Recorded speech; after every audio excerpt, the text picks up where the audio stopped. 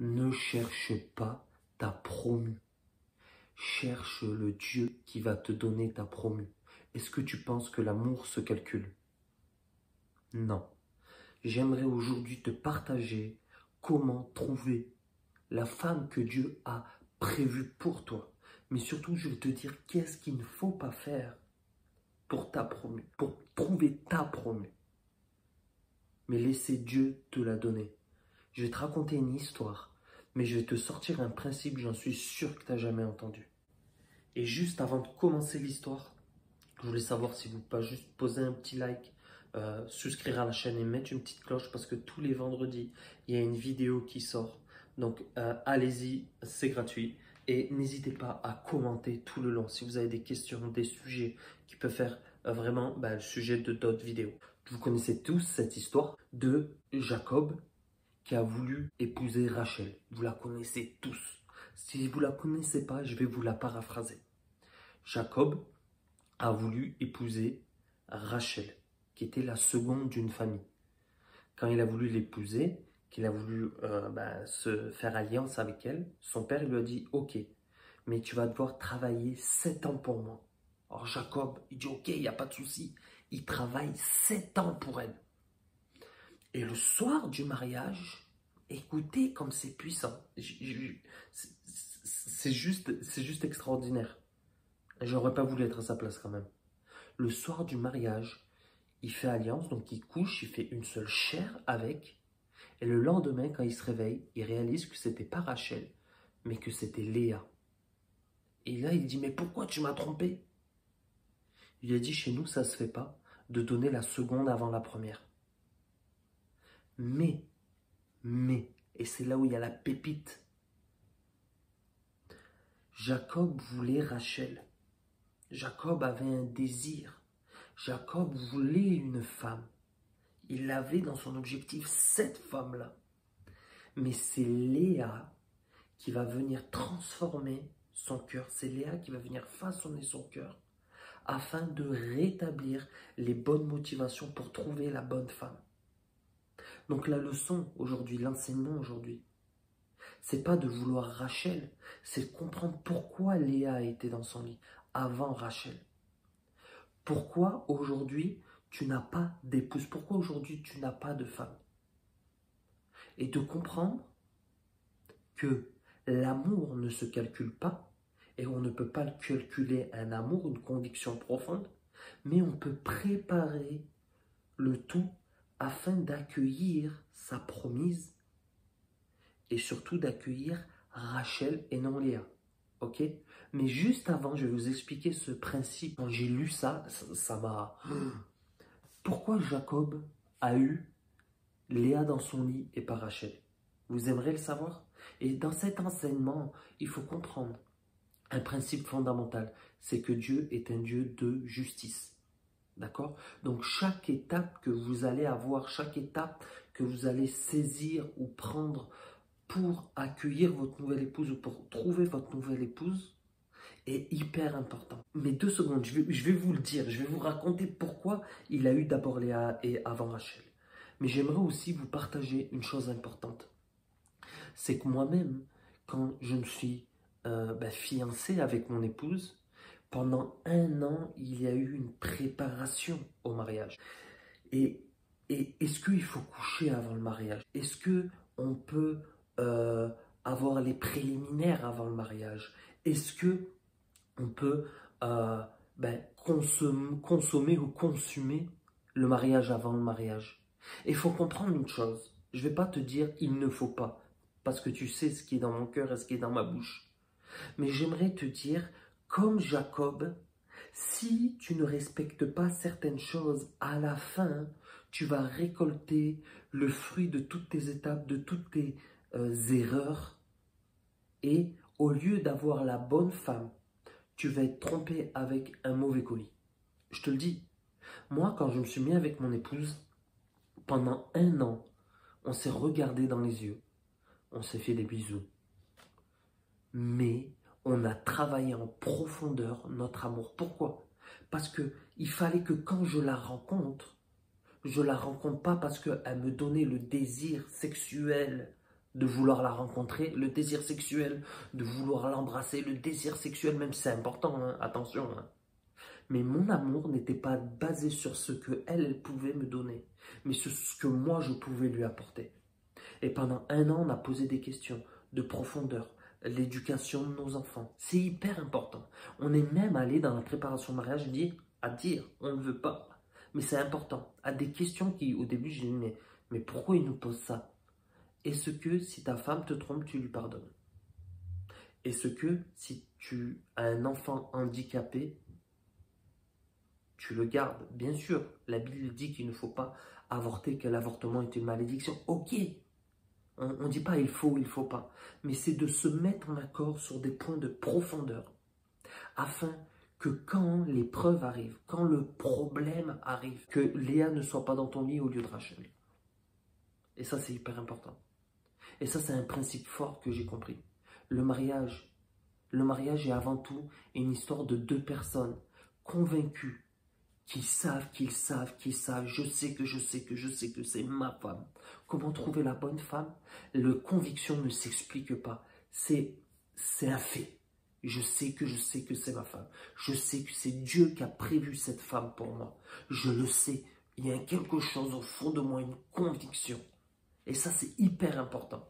D'avoir cette conviction et d'avoir cette assurance que cette femme, c'est la femme que Dieu a choisie pour moi. Mais ce n'est pas parce que Dieu a prévu cette femme que je ne dois pas travailler à mon couple, que je ne dois pas travailler à ma personne. Vous savez, souvent on dit, ouais mais il a prévu pour moi, c'est bon, je mets avec elle et tout. Non.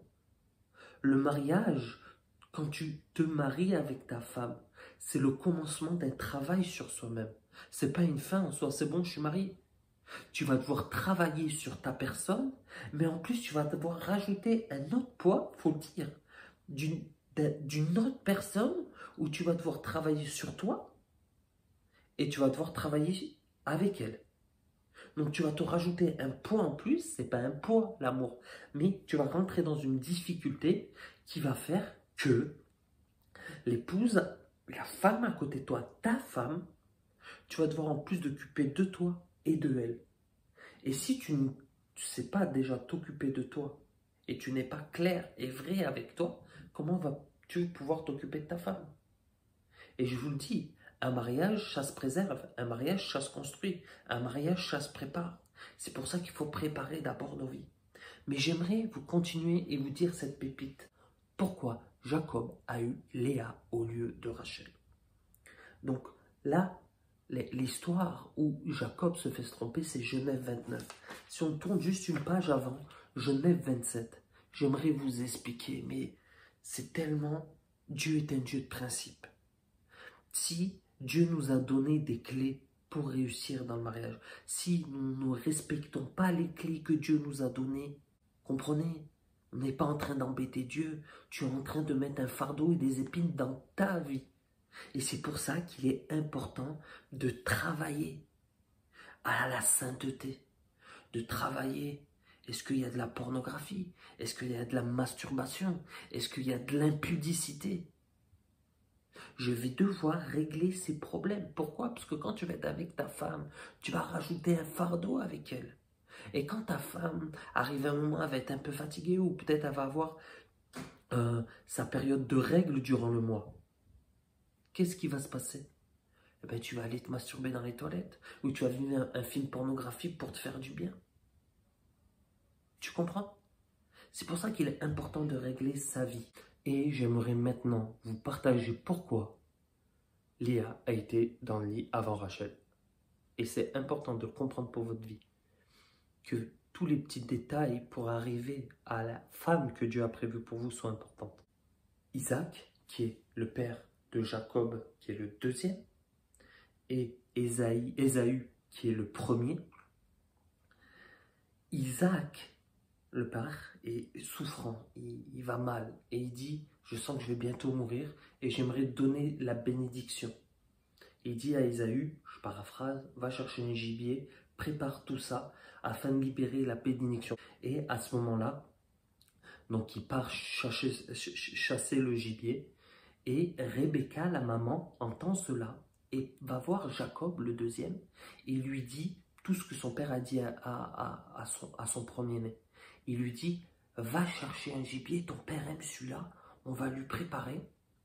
Jacob a tout préparé et il est allé devant son père. Et son père lui a dit, déjà, tu es déjà là? Il dit, oui, oui, oui, oui. Et il le touche la tête, il voit que c'est son bon fils. Mais quand il touche les mains, en fait, il réalise, il dit, ah non, ça peut être le premier. Et il lui dit, c'est toi, Isaïe? Il dit, oui, oui, oui, oui, oui, c'est moi. Donc il mange, et la Bible nous dit ceci.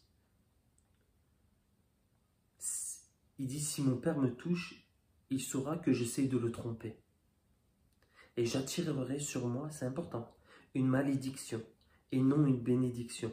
Mais sa mère lui dit, que ta malédiction soit sur moi. Seulement écoute-moi, va te chercher les chevreaux. Donc il prit les vêtements de son grand frère, il prit les vêtements de son grand frère qu'elle avait avec elle dans la maison. Il les mit sur Jacob, son plus jeune fils. Et bon, tout ça qui se passe, et il va vers son père et il dit, me voici. Et son père il dit, mais qui es-tu, mon fils? Jacob dit à son père, je suis Ésaü, ton premier-né. J'ai fait ce que tu m'as demandé de faire. Maintenant, lève-toi, assieds-toi, mange le gibier et donne-moi ta bénédiction. Il dit, afin que je te donne ma bénédiction. Je lis entre les lignes. Maintenant, approche-toi et embrasse-moi, mon fils. Il s'approcha et l'embrassa. Que Dieu te donne donc la rosée des cieux, la richesse de la terre et du grain et du vin en abondance. Que des peuples te servent et des nations s'inclinent devant toi. Que tu règnes sur tes frères et que les descendants de ta mère s'inclinent devant toi. Maudit celui qui te maudira et béni soit celui qui te bénira. Et là, qu'est-ce qui se passe? Juste quelques temps après, le premier-né arrive avec le gibier, il prépare tout. Et il arrive devant son père et il dit, mais non, j'ai déjà donné la bénédiction. Pourquoi? Jacob a eu Léa avant de Rachel. Jacob a volé le droit d'aînesse. A volé le droit d'aînesse à son frère. Dieu est un Dieu de principe. Il était deuxième, il a voulu la place du premier. Quand il a trouvé son épouse, c'est Rachel qui était la deuxième. Dieu lui a dit, tu as voulu être le premier, tu auras la première. C'est pour ça que chaque chose est importante. Vraiment, dans tout ce que nous faisons, pour arriver et accéder à la femme que Dieu a pour nous, pour nos vies. Et c'est vraiment important. Donc j'espère que ça vous a plu. N'hésitez pas à vous liker, à abonner, à mettre une petite son de cloche parce que tous les vendredis, il va y avoir une nouvelle vidéo. Et j'espère vraiment que ça vous encourage, vraiment. Et écrivez vos commentaires juste en dessous sur des questions, sur des sujets. S'il faut prier pour vous, ça peut faire vraiment le sujet d'autres vidéos. Donc n'hésitez pas à écrire. Soyez bénis.